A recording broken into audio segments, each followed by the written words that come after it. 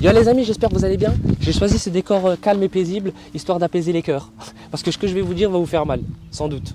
Sans doute les amis. Mais c'est pas grave, il faut l'accepter.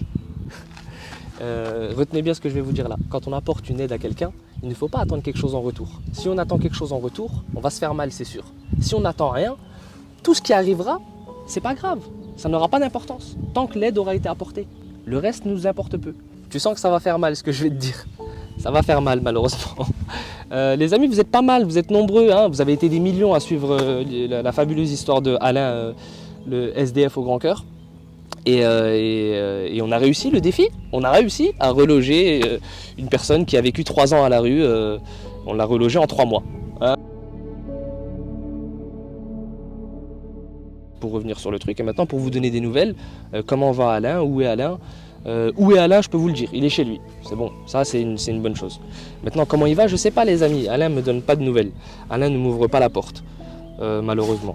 C'est déjà arrivé plusieurs fois, c'est arrivé quand je lui ai apporté mon aide, je vous en ai pas fait part, je trouvais ça triste, mais une fois pour être sûr que je me fais pas de film, que Alain ne m'ouvre réellement pas la porte, j'ai appelé les pompiers.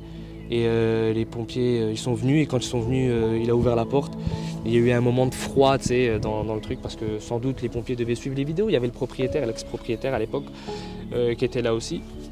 Et il y a eu un moment de froid où on s'est tous regardés en mode waouh c'est incroyable ce qui se passe.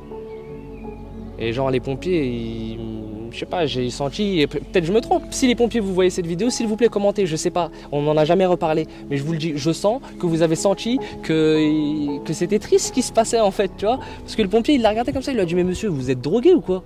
Et j'ai senti qu'il avait il était énervé de ce qui était en train de se passer, tu sais, genre en mode mais le gamin il est en train de t'aider, tu lui ouvres pas la porte, t'es sérieux gros? Et après ça, pas grave. Comme je vous l'ai dit les amis, quand on apporte son aide, on n'a pas besoin d'attendre une reconnaissance. Si on attend une reconnaissance, c'est que c'est là que ça va pas. Et de toute façon, on sera déçu dans tous les cas, parce que l'homme n'est pas reconnaissant. Ou très peu. Bon, par la suite, les amis, il a été relogé, tout baigne et tout. Donc j'ai été plusieurs fois à son appartement, je me suis présenté, il n'ouvrait pas la porte. Un jour, il a ouvert la porte, je me suis dit, wow, fabuleux, en fait, peut-être que je me fais des films. Hein.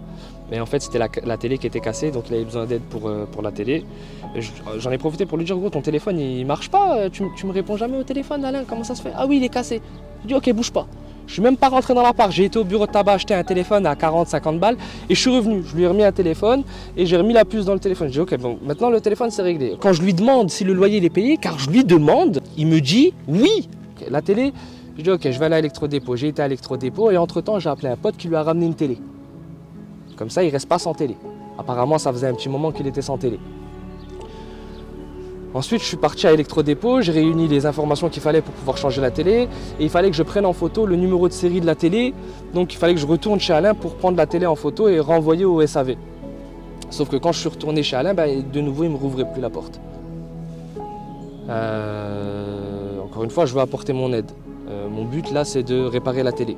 Donc je persiste, mais 3 fois, 4 fois et ça ne marche pas. Donc franchement sans vous mentir les amis, je suis un être humain, je reste blessable, ça me touche. Je me dis ok, donc il avait besoin de moi pour la télé, il ouvre la porte, je répare la télé, enfin je lui prête une télé en tac-tac, et j'ai encore pas réparé la télé mais il ouvre déjà plus la porte. Ça veut dire, j'ai dit j'y vais plus, il vais plus, je suis en colère.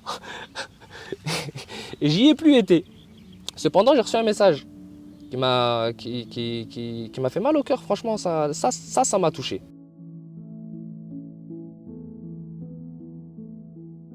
J'ai reçu un message d'une source sûre que monsieur Alain, malheureusement, il paye pas son loyer depuis le jour où il est rentré dans l'appartement.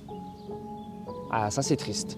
C'est triste parce que c'est 150 € de loyer maximum et que le monsieur il fait à peu près 900 € de retraite. C'est triste. Parce que j'ai passé 3 mois de ma vie, entre parenthèses, pour ce monsieur, pour que genre, il ait un appartement, il a son appartement, la moindre des choses, et c'est pour lui, c'est même pas pour moi, c'est pour lui. C'est qu'il paye son loyer, et c'est pas pour moi, c'est pour lui, et c'est par respect pour toutes les personnes qui sont dehors, parce qu'il y en a plein, à mon avis, ils auraient rêvé d'être à sa place, tu vois. Ils auraient pas peut-être gaspillé le truc comme ça, tu vois. J'entends ça, je retourne chez Alain, pour lui demander comment ça se fait qu'il paye pas son loyer, est-ce qu'il a besoin d'aide, qu'est-ce qui se passe, sauf qu'il ouvre pas la porte. Donc je sais pas quoi vous dire si ce n'est... Il faut pas le blâmer.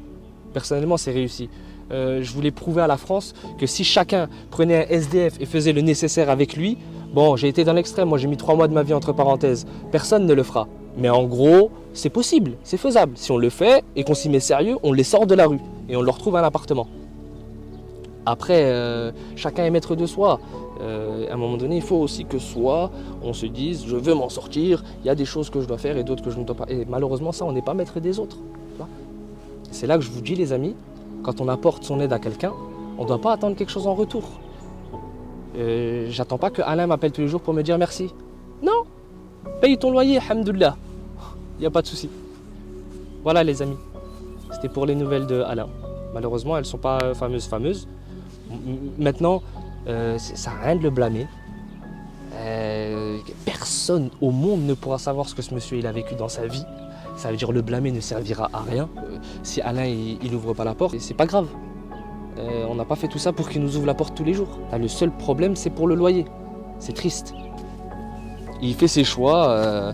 Le pari, il est réussi. Reloger un SDF, c'est faisable, c'est possible. Tout le monde peut le faire et c'est ça qu'il faut retenir. Donc voilà les amis, c'était pour les nouvelles de Alain. Force à vous. A très vite pour de nouvelles vidéos les amis. Abonnez-vous sur Twitch. Il y a un nouveau projet qui va démarrer. Je vous dis pas quand, mais ça va démarrer.